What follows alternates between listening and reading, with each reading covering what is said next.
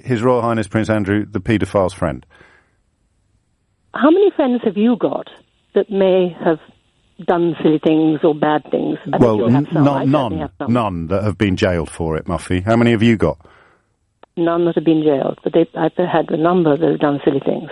If you believe democracy means accountability for everyone, even those born in palaces, hit that subscribe button. Because what you're about to hear shows exactly why Britain's class system still has such a tight grip on its own conscience. In light of the latest revelations about Prince Andrew, it's time to revisit 3 extraordinary callers to James O'Brien's show, not just for their words, but for what those words reveal. Each one is a tiny window into how inherited privilege has trained generations to protect symbols of power over the principles of justice. You'll hear people defending titles while ignoring victims, equating criticism of elites with hate and twisting logic to preserve hierarchy. It's not madness, it's conditioning, and it's the kind that keeps a democracy stuck in the shadow of feudal thinking. So let's walk through these calls together, not just to laugh at the absurdity, but to understand it. Because when citizens defend the crown more fiercely than they defend truth, that's not loyalty, that's surrender. Another thing I'd like to bring up, if I may, yes, is the way you are now referring to Andrew Windsor. Yes, is that incorrect? That is absolutely incorrect. What should it be? Whatever you think about him, his correct title is His Royal Highness Prince Andrew. The paedophile's friend. And it's the same with Meghan. Everybody seems to refer to her as Meghan. She's not Meghan. She's now the Duchess of Sussex. She's whoever she wants to be. No, she's not. Yes, That's she her is. title. Okay, can I say His Royal Highness Prince Andrew, the paedophile's friend? How many friends have you got that may have done silly things or bad things? Well, none that have been jailed for it, Muffy. How many have you got? None that have been jailed, but I've had a number that have done silly things. You think that raping teenage girls gets filed under silly things? No, absolutely not. I think you've delighted us for long enough. Absolutely not. Alex is in Camden. Alex, what would you like to say?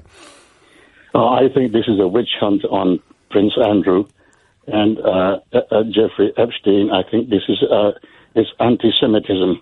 I think Jeffrey Good Epstein grief, I thought the last innocent. call was mad. Amanda is in Datchet. Amanda, what would you like to say?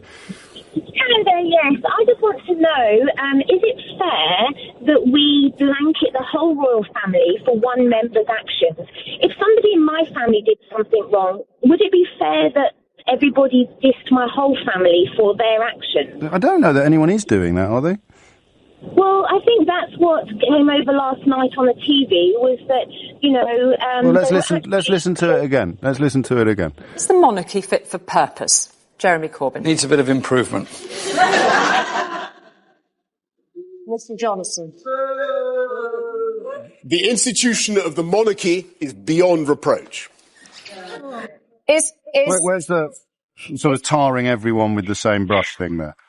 First of all, I think Jeremy Corbyn is in no position to... No, I didn't ask you that. I asked you, where's the tarring everyone with the same brush bit there in what I just played? Well, I think the monarchy needs some improvement, does it? I think it does. So you're agreeing with Jeremy Corbyn? I agree that... No, I don't think the monarchy needs some improvement. You don't think they should get rid of the man who hangs out with paedophiles? So tell me, if you are a friend... I'm asking you questions. Yeah? Would the monarchy be improved by getting rid of a member who hangs around with paedophiles? No. Right. This is a fascinating phone-in, and I'd just like you to expand on that. So if you were friends with a paedophile, you don't think that your status would be improved by not being friends with them anymore? I think you have to look at the whole picture. I am. Am I friends with the paedophile because he's a paedophile, or am I friends with a friend? Here you are on the radio. Here you actually are on the radio, talking about the various circumstances in which you could be friends with a paedophile. I bet you didn't think this was going to happen when you woke up this morning, did you? Do you want to let me finish? Not really. Okay, then there's no point me phoning in. I don't like talking to people who can be friends with paedophiles, actually, or people who split hairs over it. But it's good that you agreed with Jeremy Corbyn. I bet you weren't expecting to do that when you woke up this morning either. I did not agree with Jeremy Corbyn. Yep. Let's pause and see this moment for what it truly represents. Those 3 callers weren't just eccentric voices on the line. They were living proof of how deference to power gets passed down like an heirloom. It's not simply admiration, It's indoctrination, a quiet hypnosis that tells people questioning the powerful is disrespectful, but defending them is patriotic. The first caller's fixation on titles, His Royal Highness above all else, says it all. For her, the label outweighs the crime. It's a kind of moral blindness born from reverence. The crown becomes more sacred than compassion, more real than the suffering of exploited young women. That's how institutions built on hierarchy survive, by convincing ordinary people that obedience is virtue. Then came the second caller, retreating into conspiracy. When faced with undeniable wrongdoing, he didn't demand accountability. He reached for a shield of fantasy, calling legitimate scrutiny anti-Semitism. That's not just confusion, it's desperation. The logic collapses under the weight of loyalty. Because when you can't defend the facts, you start attacking the very idea of truth itself. This is where democracy meets denial. The moment citizens protect symbols instead of justice. And then there was the third caller, the one who showed us the most painful truth of all. She tried to reason her way through an impossible equation, defending morality inside a system that was never built on equality. To protect the image of the monarchy, she was forced to say, out loud, that removing a man linked to a convicted predator would not make the institution better. That's not just contradiction, that's surrender.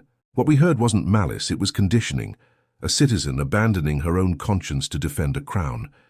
It's what happens when people mistake tradition for truth, when loyalty to a symbol replaces loyalty to justice. But here's the turning point. Every illusion eventually collides with evidence. The new revelations about Andrew, whatever form they take, will do more than damage a name. They'll strip away the comfort of denial. They'll remind us that democracy cannot coexist with inherited untouchability. Because this isn't about one prince. It's about a nation deciding whether it values truth over titles, accountability over ancestry. The fairy tale is fading. And that's not a tragedy. That's progress.